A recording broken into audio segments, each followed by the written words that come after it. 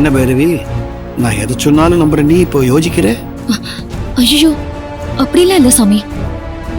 என்ன வச்சு பூஜை பண்ணணுங்கிற யோசனை ஏன் உங்களுக்கு முன்னாடியே தோணலன்னு தான் நான் யோசிச்சுட்டு இருந்தேன். ஏன் முன்னாடியே தோணலன்னா அது ஏன் முன்னாடியே தோணலன்னா அது வந்து எல்லாத்துக்கும் ஒரு தீர்வு காண்ற நேரம் ஒண்ணு வரும் இல்லையா? அப்பதானே நம்ம மூளையும் ஒழுங்கா செயல்படும், நமக்கு ஏதாவது சொல்ல தோணும். உன் வேதனையும் அகிலாவோட வேதனையும் என்னால தாங்க முடியல. அம்மன் கிட்ட மனமுருக வேண்டினேன், அவளை கேட்டேன். அவ சொல்லிதான் இப்ப நான் உங்ககிட்ட வந்திருக்கேன். அம்மனோட 1008 மந்திர ஜப பூஜையில காளியோட மூல மந்திரத்தை நீ 1008 தரம் உச்சாடனம் பண்ணணும். நீ அந்த மந்திரத்தை சொல்லி முடிக்கும் போது அகிலாவும் பூர்ணமா குணமாயிடுவா. அது மட்டும் இல்ல, உன்னுடைய பிரச்சனை எல்லாமும் தீர்ந்துடும். இத இன்னைக்கு சாயந்தரம் ராவு காலத்துக்குள்ள எல்லாம் முடிச்சாகணும் அந்த பூஜைய.